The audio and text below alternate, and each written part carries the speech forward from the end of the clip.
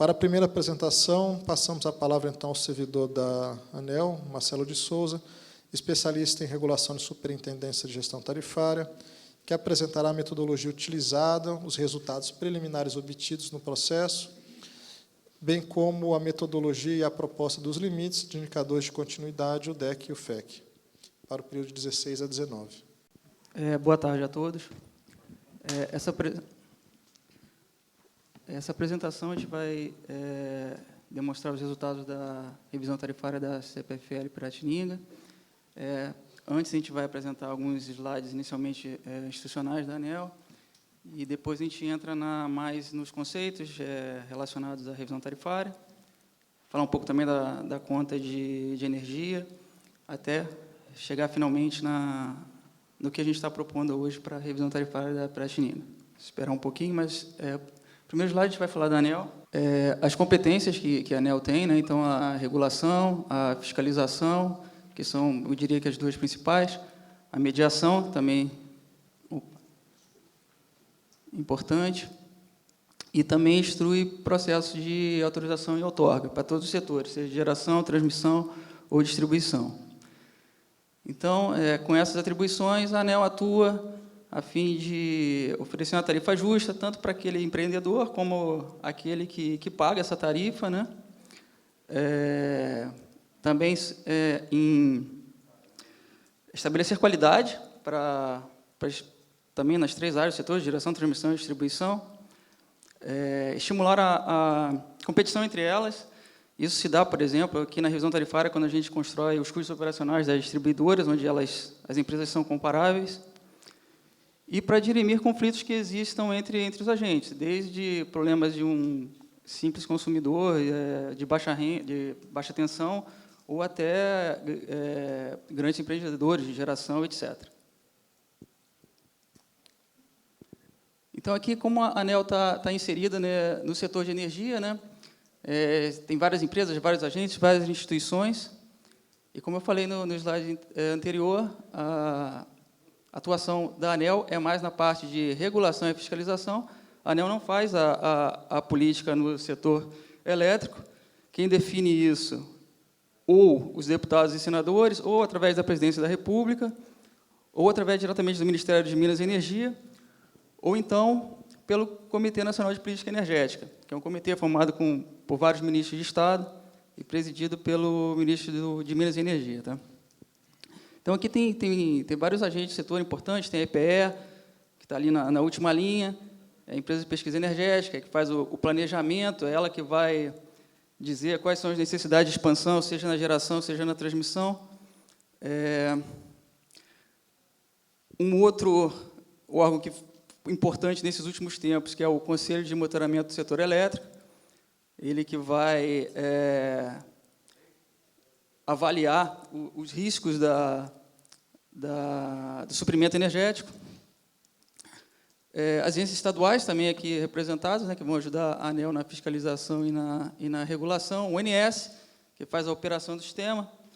O ONS que vai indicar quais são as geradoras que vão despachar. Basicamente isso. Próximo. E aqui a gente já está entrando no processo decisório da ANEEL, nos processos mais importantes, de maior relevância, como as revisões tarifárias. A ANEEL usa desse instrumento, ou da audiência, ou de consulta pública, dependendo do processo. E a única diferença entre elas é que a audiência tem uma reunião presencial como essa, e é onde a ANEEL abre espaço para que o público, em geral, possa contribuir no processo decisório da empresa. No final, esse processo vai ser deliberado numa reunião de diretoria. Essas reuniões costumam acontecer na terça-feira. Ela é aberta ao público também, tem transmissão pela internet. Cada processo vai ter um diretor relator, ele vai avaliar tecnicamente, juridicamente, só que ele não toma a decisão sozinho. A decisão é feita de forma colegiada e a decisão é pela maioria dos diretores da ANEEL. Por fim, ainda existe a possibilidade dos interessados nesse processo entrar com recurso para que possa ser reavaliado esse processo de novo e acatar ou não esse recurso proposto.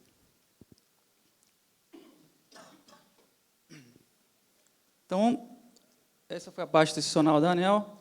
E agora a gente vai entrar nos conceitos da energia elétrica, na cadeia produtiva da energia elétrica.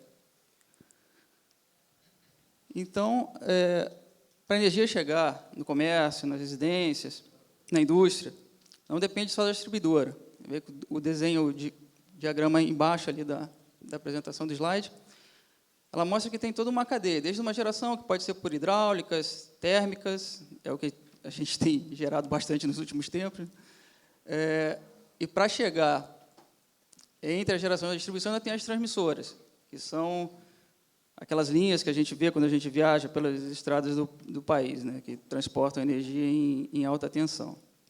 Então, aqui tem uns números, né, sobre cada um desses elos da cadeia. Tem a geração, são mais de 4.000 usinas, são 136 gigawatts de capacidade instalada que o Brasil tem hoje.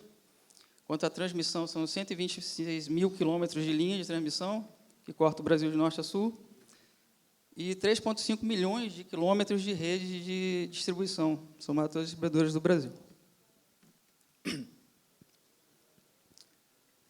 Esse slide é só para apresentar cada um desses setores. Essa foi a geração que a gente teve no último ano. Você vê que a energia hidráulica tem uma participação pequena em relação a anos anteriores. Foi um ano não tão bom hidrologicamente, e a gente teve que gerar bastante térmica, e foi um dos problemas até de aumentos na tarifa de energia. Também a efeito de demonstração, né, que eu falei da transmissão de energia elétrica, são essas redes que vão de 230 mil volts até 750 mil, cortam o Brasil todo, só a parte noroeste ali que ainda está por chegar na região da Amazonas, ali de Roraima.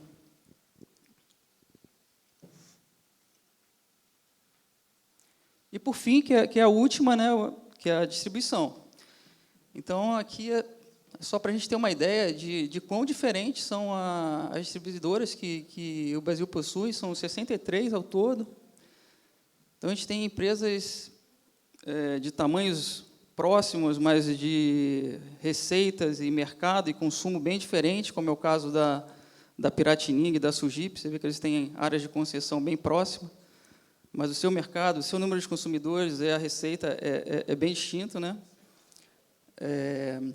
Ou como a Amazonas, que tem uma área gigantesca, uma densidade baixa, né, de carga, uma área muito grande, e questões de perdas, que também são bem distintas. A Amazonas com perdas bem altas, essas perdas são em relação ao mercado de baixa tensão. Então, a ANEEL tem que trabalhar com essa diversidade no setor de distribuição, e fazer modelos para que adequem todas elas a fim de oferecer uma tarifa justa para todos.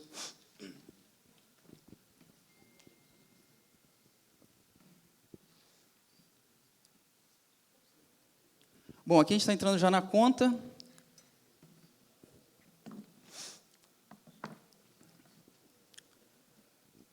Essas aí são todas as parcelas, todas são demonstradas na conta de energia de qualquer consumidor. Tem lá a parcela em relação à compra de energia, ao transporte, à distribuição, e é esse item que a gente revê nas revisões tarifárias, é só a parte da distribuição, já que a compra de energia, o transporte e os encargos não tem diferença nem no reajuste nem revisão, eles são feitos de maneira igual, tanto no reajuste como nas revisões tarifárias, e elas são passadas diretamente ao consumidor. A distribuidora funciona como se fosse um mero arrecadador aí, né? Então, você vê que isso aí é uma média do Brasil 2015, e o custo de geração, ultimamente, tem a maior participação na nossa conta, né?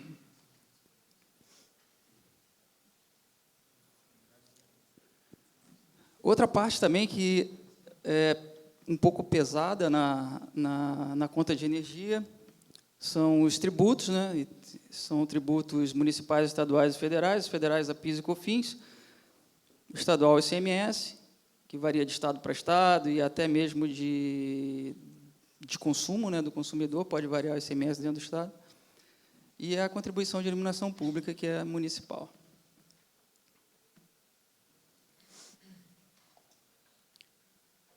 E, por fim, era o último que faltava, a gente já falou de geração, de transmissão, um pouco de distribuição, são os encargos. Os encargos são políticas que são determinadas pelo governo, né?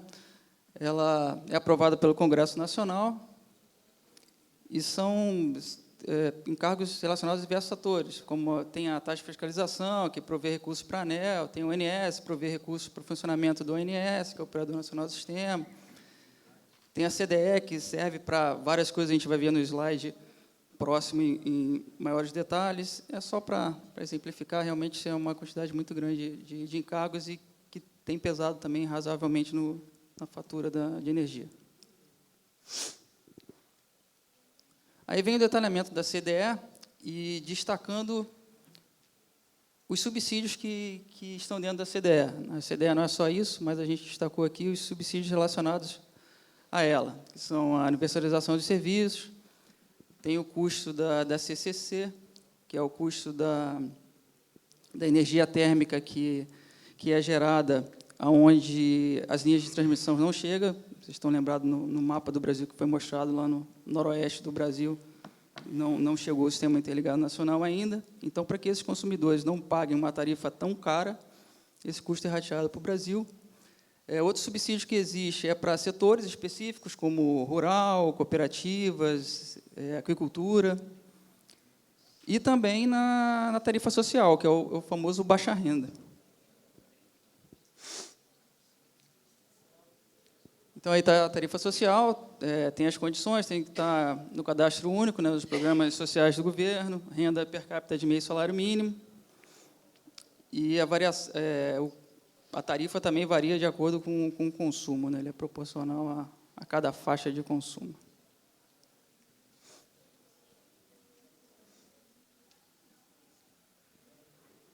Esse instrumento é bem recente, as bandeiras tarifárias, ela entrou em vigor nesse ano de 2015, e ela serviu para dar um sinal tarifário para o consumidor. O consumidor saber quando está caro consumir e quando está mais barato consumir.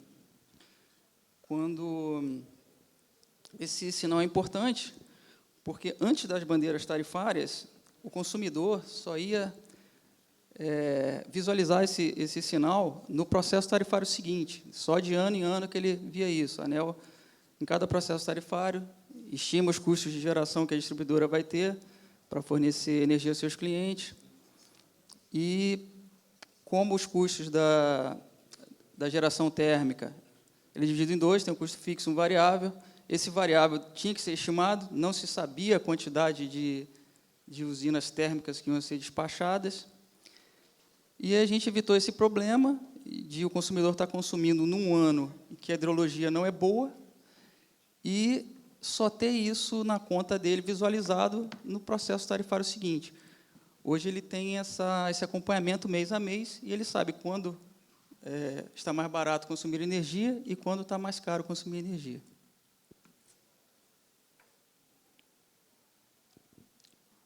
Agora vamos falar da revisão tarifária.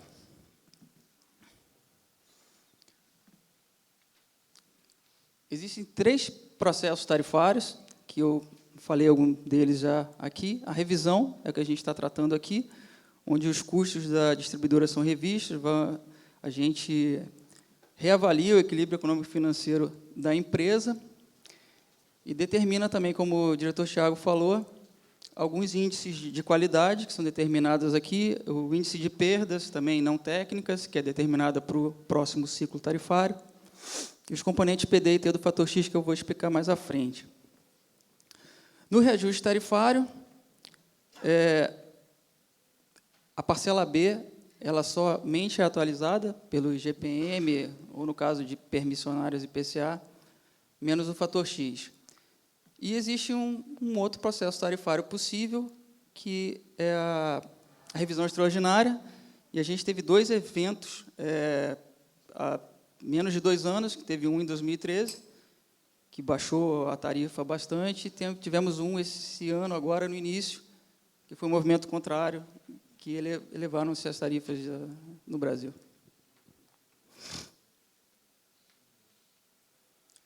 Então, aqui a gente vai falar do custo da distribuição, né? São esses os custos, eu repito, que são reavaliados na revisão tarifária das distribuidoras. E a gente pode dividir em 2.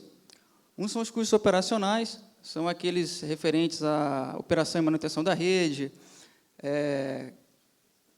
call center, o leiturista que vai fazer a medição em cada medidor instalado da distribuidora. Então, esse custo operacional é revisto nas revisões tarifárias. E o outro são os investimentos. São os investimentos que a distribuidora faz, que devem ser remunerados, né? Então, tem um retorno sobre esse investimento feito pela distribuição e ainda a recuperação desse capital que ela investiu. Seriam 2 parcelas aí para os investimentos.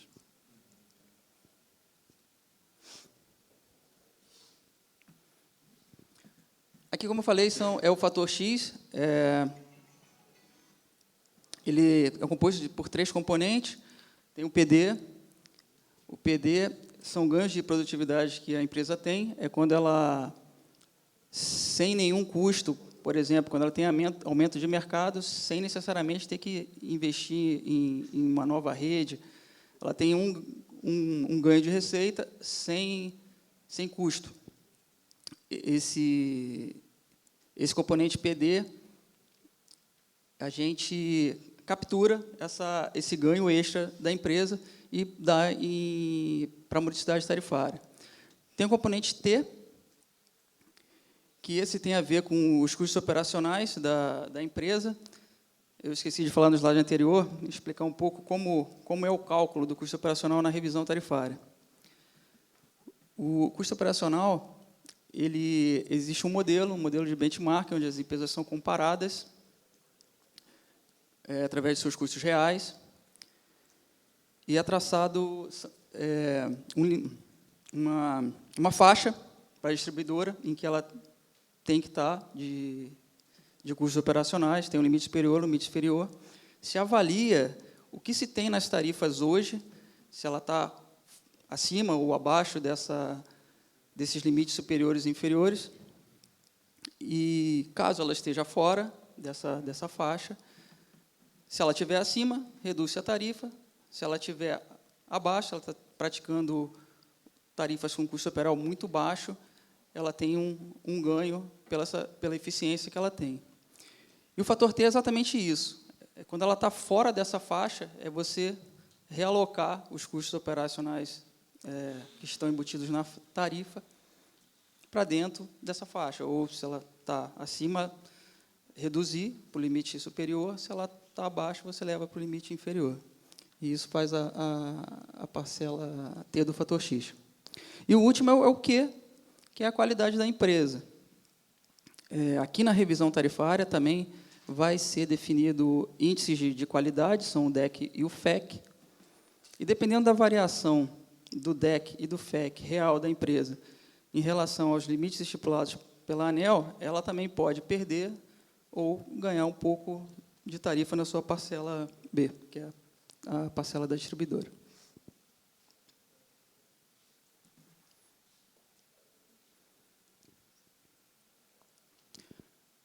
Um outro item importante na revisão tarifária são as perdas. As perdas a gente divide em 2, as técnicas e as não técnicas.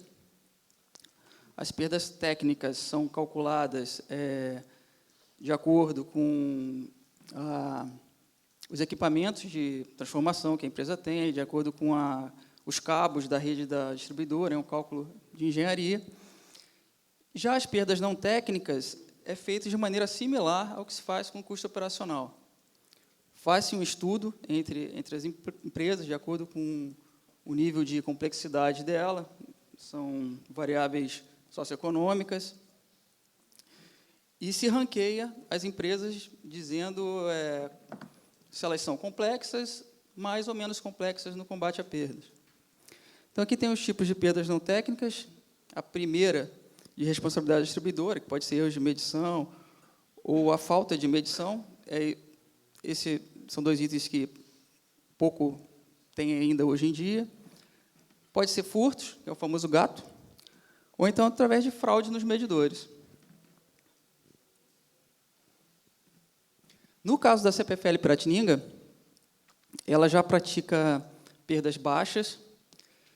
Ela tem uma empresa benchmark dela, que é a Ceutins, que pratica perdas mais baixas que ela, mas, além disso, de comparar com outras empresas distribuidoras do Brasil, a gente observa também um limite, um piso, que, se ela estiver abaixo disso, então ela não tem trajetória de perdas. Estima-se que ela já tem perdas razoáveis para a área de concessão, o combate a perdas dela é feito de maneira adequada. Então, para a CPFL Piratininga, as perdas regulatórias são iguais às perdas que ela pratica. Por fim, os resultados da revisão.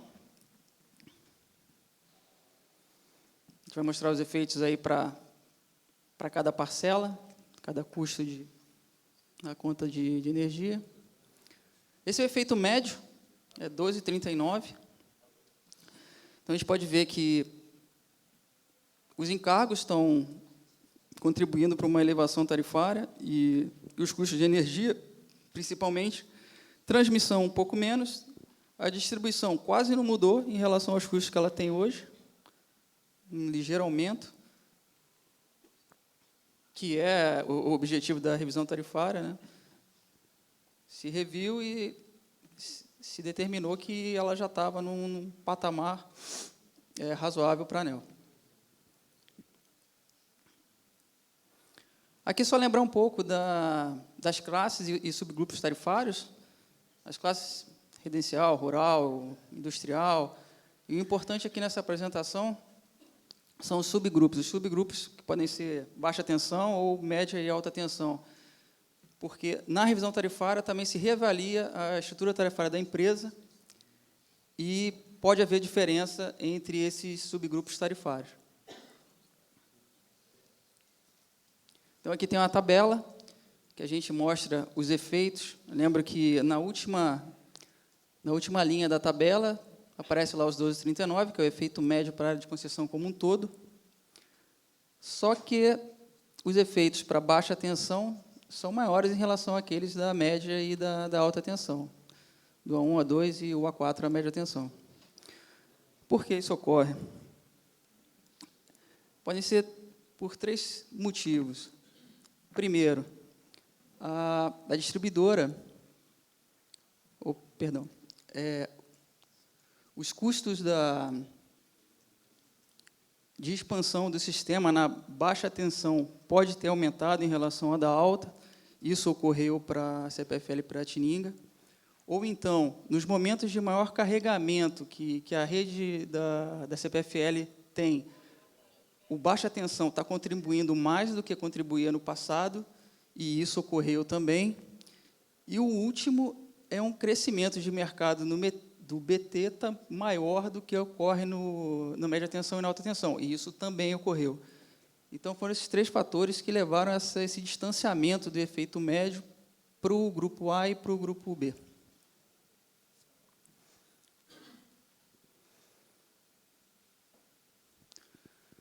Aí, aqui, a contribuição já em reais, né, para a tarifa B1 residencial, o que a gente tem na tarifa hoje, e quanto contribuiu cada parcela de encargo setorial, de transmissão, de energia e distribuição. A gente viu que no efeito médio, que a variação era quase zero, a distribuição, para o B1, que é o residencial, como eu demonstrei no slide anterior, a parcela de distribuição ela contribui um pouco mais na baixa tensão. Esse é um histórico das tarifas da Piratininga, desde a revisão de 2007 até hoje. Ela vinha próxima à variação do GPM e IPCA. no final deu uma descolada, foi a RTE em 2013, foi quando houve a renovação das concessões de geração que estavam por terminar, que teve uma redução tarifária. E, nos últimos anos, a gente teve um aumento tarifário e, para esse cálculo provisório ainda da revisão tarifária, está até acima da variação do IGPM e IPCA. Isso, basicamente, pode ser explicado pelas condições hidrológicas, né, que não foram muito favoráveis ano passado, nem em 2013, foi um pouco melhor, mas também teve uma baixa no nível de armazenamento dos reservatórios das usinas hidráulicas, e que, por fim, levaram esse aumento tarifário.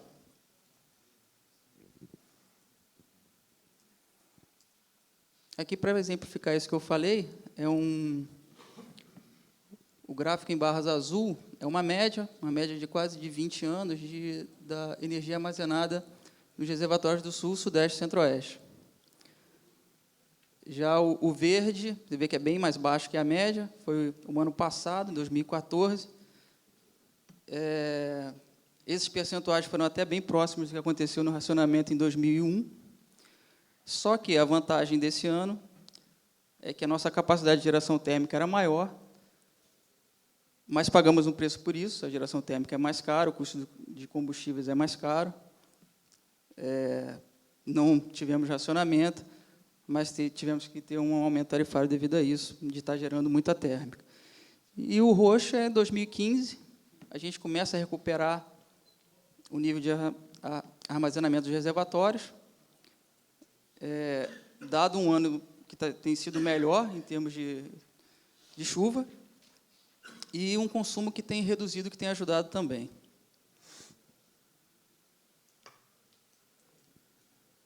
Por fim, a qualidade.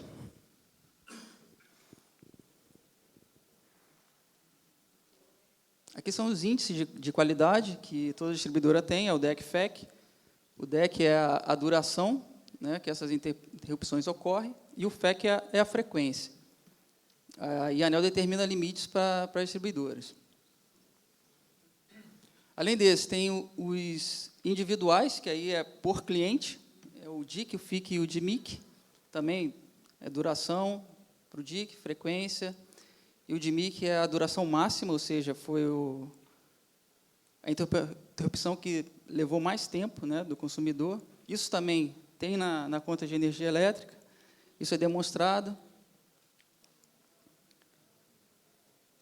E se a distribuidora sai muito desses limites estabelecidos, ela até paga ressarcimento para os seus clientes.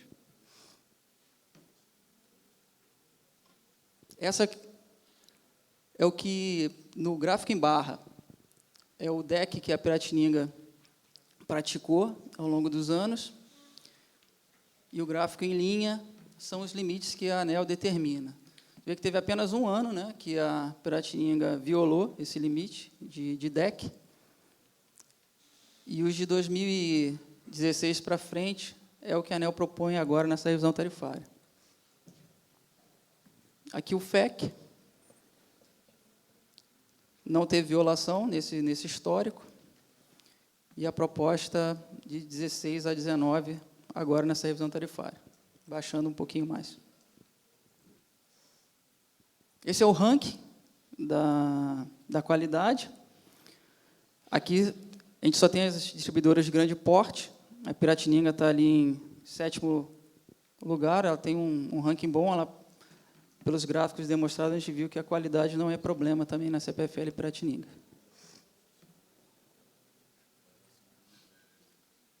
Essas são as próximas etapas dessa revisão tarifária, né? O período de contribuições, se eu não me engano, acho que está errado ali, acho que até dia 29 de agosto.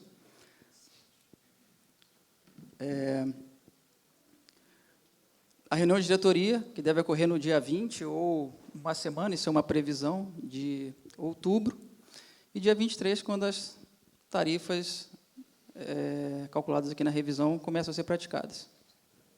Bom, era isso.